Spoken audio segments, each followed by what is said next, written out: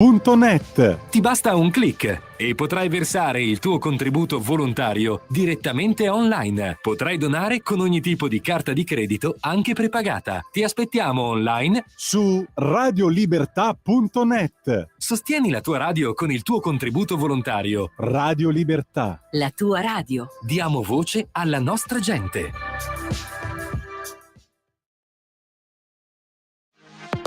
Per la tua pubblicità visita il sito radiolibertà.net.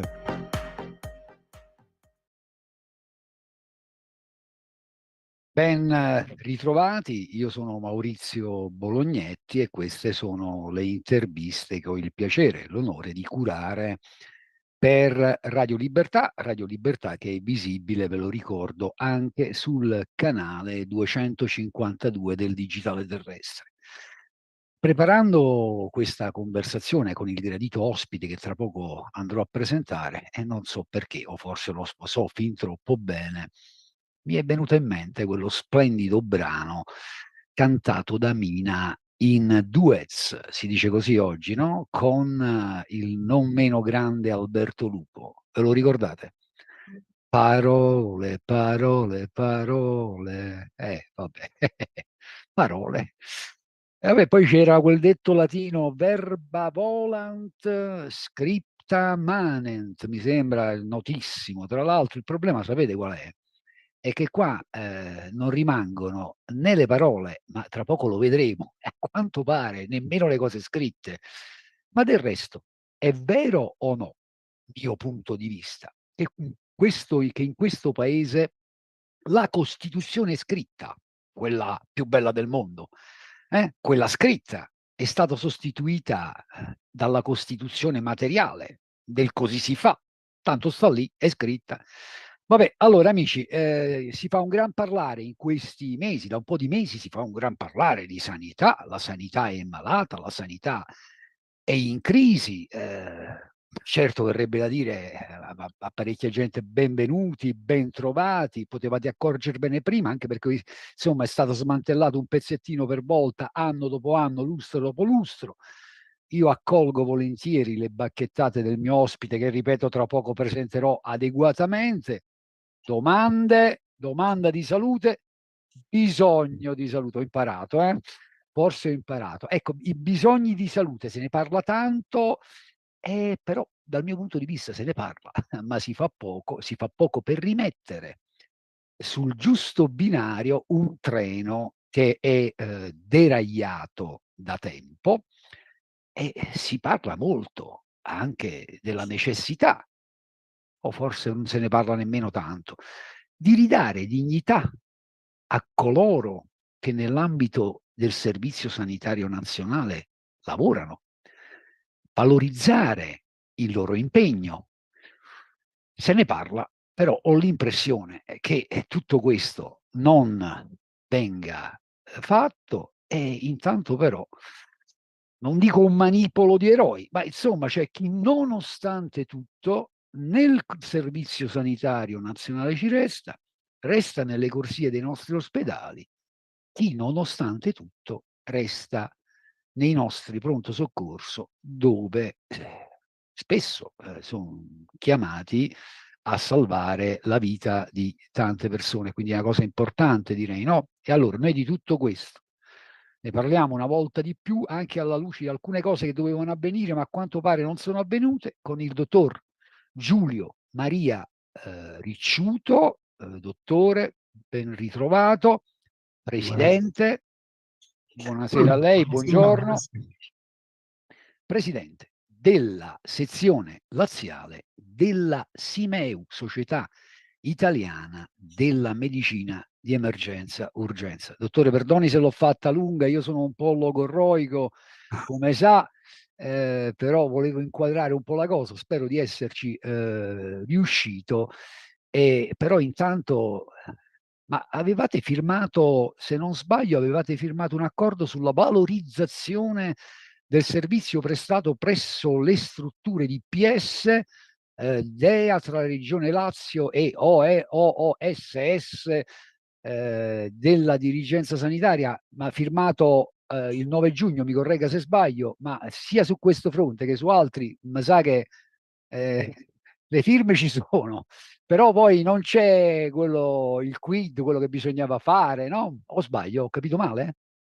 Diciamo che siamo di fronte a una nuova prova Mm, per quanto ci riguarda noi medici d'urgenza. Cioè, siamo di fronte all'ennesima prova di resistenza, di fede, mm. di fronte a promesse che chi ha la fede come me va avanti sicuro che si realizzeranno.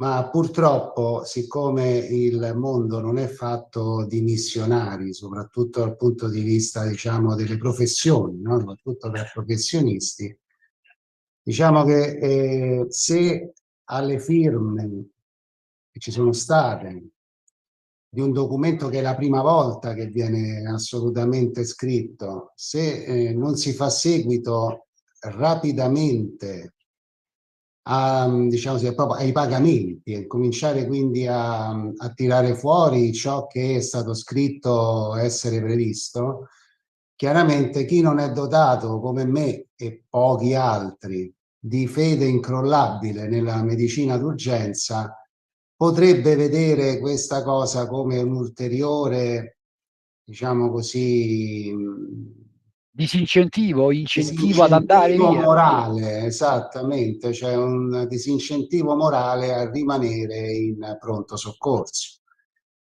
Noi, come dire, io sono sicuro che a brevissimo ci saranno tutti i pagamenti, diciamo, queste indennità che tutti hanno voluto, la regione, noi, i sindacati, però ad oggi, diciamo, non abbiamo ancora traccia nelle nostre aziende di una comunicazione ufficiale da parte della regione sull'avvio di tali somministrazioni di indennità e di diciamo, soldi in più per le ore in più che vengono fatte, E sono tante, insomma. che sono tante, e soprattutto con l'estate che avanza Saranno e ancora di più.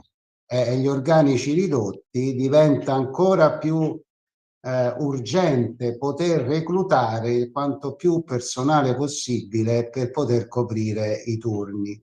E il personale che è abituato, diciamo così, negli anni passati, ovviamente, ad essere quantomeno, non dico vessato, ma quantomeno abbandonato, se in questo momento, no, a proposito di detti, vogliono vedere cammello, insomma, ecco, non vogliono vedere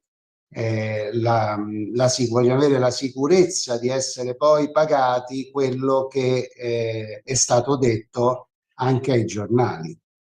Senza quella sicurezza, purtroppo, abbiamo enorme difficoltà a reclutare un numero adeguato di operatori per coprire i turni estivi, che insomma sono piuttosto numerosi. E in più, chi aveva pensato di andare via, purtroppo ha completamente confermato le proprie dimissioni in questi giorni. Quindi noi in questi giorni abbiamo assistito a un aumento improvviso delle dimissioni, soprattutto negli ospedali più periferici, il che è veramente preoccupante per l'autunno, perché sa, le dimissioni si fanno tra 3 mesi, no? Quindi di solito si danno le Certo. dimissioni e si deve dare il preavviso di 3 mesi.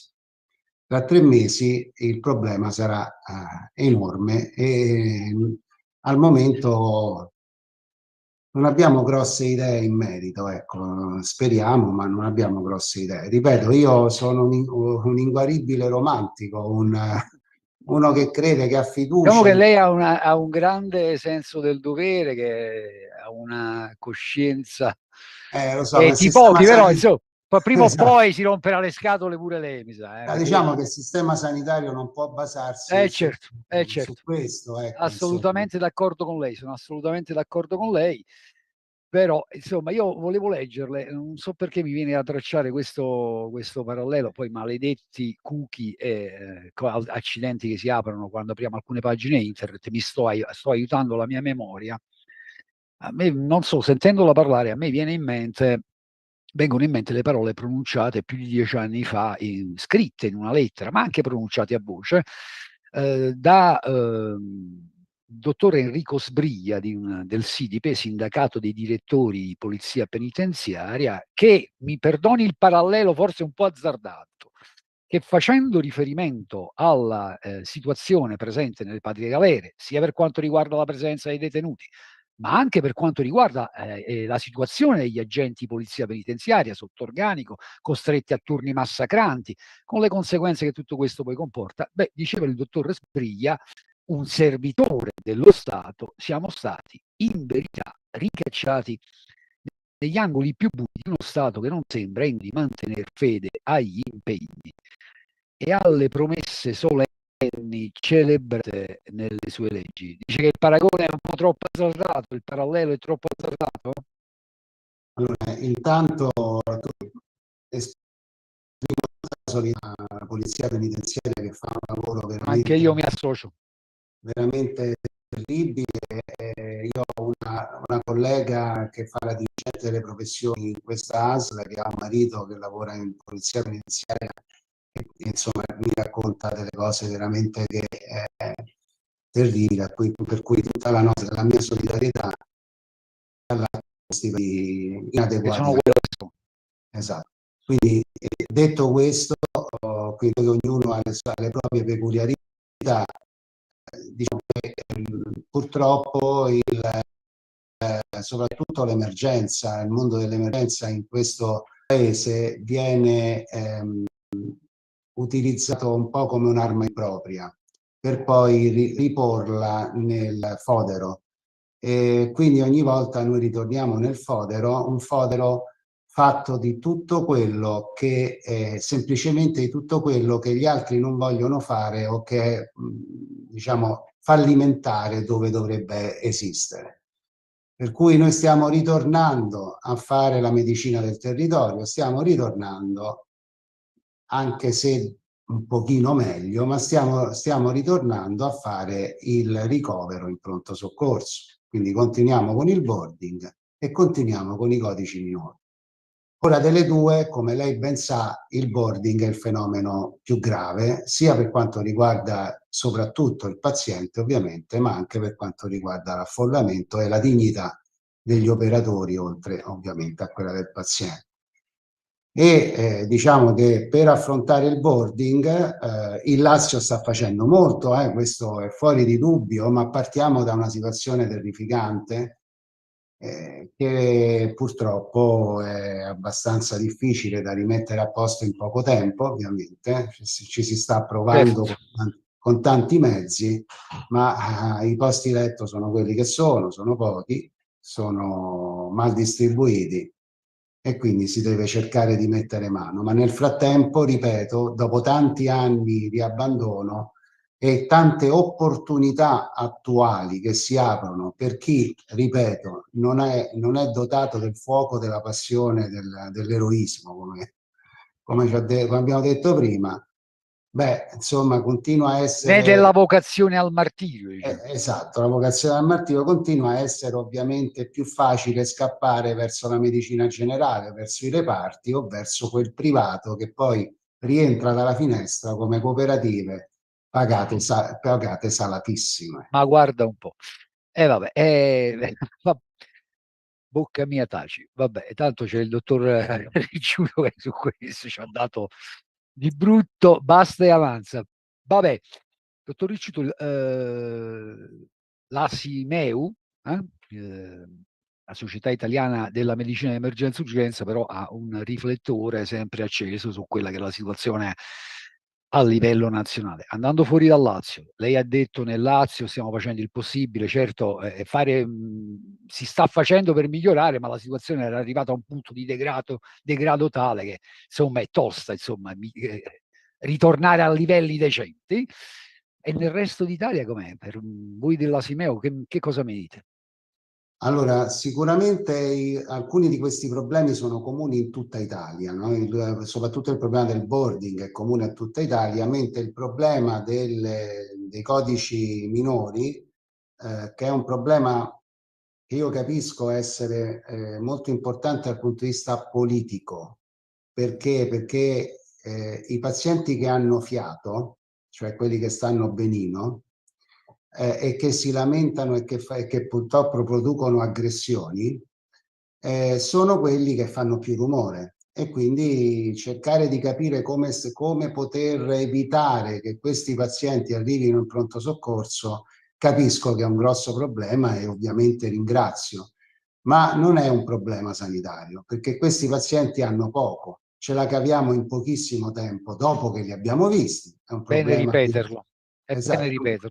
Ebbene, ripeto, cioè non è un grosso problema dal punto di vista sanitario, è un problema sicuramente dal punto di vista di ordine pubblico e di lamentele. Il vero problema è il boarding, per cui anche alcune soluzioni fantasiose e destinate, io spero, ad andare bene, ma che non si aprono benissimo, come quelle dell'Emilia Romagna, con questi centri dell'emergenza separati dagli ospedali, che bisogna però ben capire come ci si va da parte del cittadino, come il cittadino viene inviato da questi. Con Amazon. Non lo so, però Battutaccia, mi perdono. sicuramente potrebbero essere interessanti ove si cambiasse la Costituzione, ovvero se un paziente si presenta a un pronto soccorso e il triagista dicesse che non è un codice maggiore, allora a quel punto bisognerebbe avere il coraggio di dire che i pazienti devono essere indirizzati a questi altri centri e non possono pretendere di essere visitati in ospedale. Auguri, non penso che succederà mai. Per cui a questo punto, come dire, è un problema un po' che si rivolge su se stesso, si ribalta, cioè. Il vero problema è il boarding, cioè bisogna dare posto letto rapidamente ai pazienti che ne hanno bisogno. Se si capisce che è questo il vero problema che intasa il pronto soccorso in maniera significativa, forse si va avanti. Se continuiamo a sentire queste lamentele dei codici minori, tanto per giustificare qualcuno che forse lavora sul territorio, non miglioreremo mai la situazione, intanto dei pazienti, perché il problema primo è del paziente che perde chance. Più resta in pronto soccorso e più perde chance per tutta la letteratura mondiale, non italiana, mondiale. Per cui il primo problema è del paziente, il secondo è dell'operatore che resta attonito e resta umiliato dall'impossibilità di sistemare il proprio paziente dove vorrebbe, schiacciato quindi tra questa umiliazione e le giuste recriminazioni di pazienti e parenti, che purtroppo spesso magari diventano anche aggressioni. Di fronte a questo e al pagamento, diciamo, inferiore rispetto alle prospettive di carriera inferiori rispetto agli altri posti che le ho detto prima, mi sembra evidente che chi non sente di dover fare il medico d'urgenza come missione, ovvero la stragrande maggioranza, ovviamente, dei medici, non ci viene o se ne va. Certo. Un'ultimissima domanda, poi se ha qualcosa da aggiungere ovviamente io sarò ben lieto di lasciare i microfoni accesi. E appunto siamo in estate, luglio, agosto, ci sono alcune località che da 5.000 magari diventeranno 50.000 i residenti almeno per un mese, per un paio di mesi, o 100.000, non so quanti. Mi viene in mente Policoro, Scalea, altre località del nostro bellissimo stivale, magari dice un pronto soccorso e questi pronto soccorso vanno letteralmente, ma proprio letteralmente in tilt, collassano. Le giunge notizia? Ma Ogni anno succede. Ogni litorale è così, soprattutto quello delle grandi città, apro e chiudo parentesi, soprattutto dove si recano anche solo di sabato e domenica, oltre ai villeggianti, diciamo mezza città che si riversa sul mare. Cioè. Allora, il problema è un po' complicato, perché oggi come oggi, tra l'altro, rincorrere col vecchio sistema, con la vecchia organizzazione, rincorrere il bisogno la domanda di salute è un po' anacronistico e impossibile. Sicuramente diciamo così, l'organizzazione dovrebbe cambiare, questo è poco ma sicuro. Bisognerebbe avere sul territorio dei professionisti ottimi, in grado, quando chiamati, ad esempio con l'ambulanza, no? In grado, quando chiamati, di saper visitare sul posto le persone e saperle portare anche a distanza di chilometri in maniera sufficientemente dignitosa non facendo perdere prognosi i vari pazienti. È inutile che andiamo a posizionare tutta una serie di punti di primo soccorso dall'esito incerto, dalla pericolosità alta, perché i numeri non ci sono, perché quando vedi in estate, ok, vedi in estate, gli altri mesi, per cui in realtà... Vabbè, qualcuno non funziona manco d'inverno, ma lasciamo stare. Siccome la sanità è una cosa seria e ci vogliono numeri, ci vuole esperienza, ma l'esperienza insieme alla teoria, insieme a essere sempre aggiornati, ci vogliono dei numeri. Certo. Ecco, quando io sento di tutti questi posti che vogliono essere, che insomma alcuni politici, ma vogliono anche il potenziamento, eccetera, eccetera. Esatto, vogliono potenziamenti, io mi metto paura perché inevitabilmente, vista anche la carenza Lei di medici, teme l'improvvisazione che potrebbe venirne fuori, perché insomma sì, è una cosa seria. ci mettiamo, perché tra l'altro bisogna anche metterci qualcuno, no, dentro questi posti e inevitabilmente se noi non riusciamo a trovare medici per... Cioè non è che diamo un tir a uno che non c'ha manco la patente, insomma. Perdoni l'esempio. Ad esempio. Ad esempio. Ha accettato l'esempio, meno male. Dottore, io non lo so perché, ma quando parlo con lei è un piacere, però poi non farò pubblicità, ma io qua ho un antiacido, dopo ne prendo almeno un paio. Io lo prendo ogni mattina, quindi... Allora, se non ha altro da aggiungere, a me non resta che ringraziarla per questa chiacchierata. Ovviamente i nostri microfoni sono sempre aperti, è un piacere ascoltarla, i suoi ragionamenti, perché è importante ragionare sulle cose, non è bianco, non nero, insomma, entrare nel dettaglio, capire. E allora io la ringrazio, vuole aggiungere qualcosa? Ma guardi, posso aggiungere che insomma una luce di speranza finale ovviamente ce la dobbiamo sempre mettere. Certo. Allora, se li lasciano fare e se non si lasciano intralciare, ci sono dei segnali molto positivi nella direttiva che ha preso il Ministero e, ripeto, alcune regioni. Ora però arriveremo per forza a capire cosa deve essere pubblico, cosa deve essere su commissione, perché non è che il privato non è che il privato è privato, il privato può essere anche su commissione del pubblico per alcune cose. Bisogna fare chiarezza su tante cose che accadono anche con coraggio, analizzando le risorse, analizzando i processi che portano alla produzione di salute e vedendo cosa conviene, cosa no, cosa bisogna, diciamo, commissionare, cosa si deve tenere e come si deve soprattutto eseguire il governo di questa sanità. Perché se non si fa chiarezza su queste cose, insomma, ogni provvedimento poi potrebbe essere fallace. Faccio l'esempio. Noi parliamo tanto dei medici che mancano. In realtà mancano gli infermieri in Italia, non mancano i medici. Moltissimi. I medici sono vecchi, questo è vero, rispetto al resto dell'Europa. Ma il numero non è, diciamo, enormemente ridotto rispetto al resto dell'Europa. Per cui parlare di ripristino di un numero enorme di laureati medici è quantomeno pericoloso. E allora bisogna dire, ma perché io devo continuare a formare dopo la laurea migliaia e migliaia di medici che non faranno mai servizio pubblico?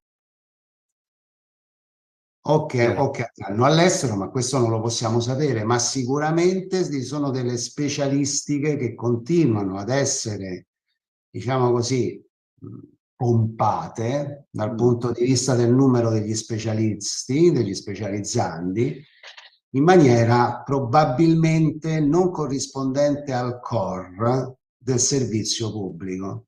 Allora, può tradurre core per i nostri il ascoltatori? core sarebbe il nucleo fondante, no? Il nucleo fondante del servizio pubblico. Allora dico io, ad esempio, invece di pensare ad aumentare a dismisura i laureati, io comincerei, che forse ci mettiamo anche di meno, a rivedere il sistema delle borse di specializzazione.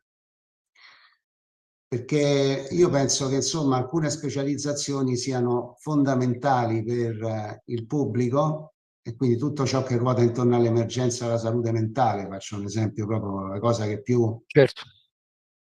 Mentre ce ne sono altre che francamente probabilmente guadagneranno fior di milioni fuori dal servizio pubblico, e che quindi noi, se gli diamo anche sta pensando alla chirurgia plastica, con tutto il rispetto, diciamo le prime 5, se lei vede le prime 5 dove vanno i geni, quelli che vanno meglio nei concorsi, nel concorso di specializzazione, è terribile vedere che i primi in classifica vanno a finire in specializzazioni, diciamo così, che forse sulla salute pubblica incidono fino a un certo punto. Poco, insomma.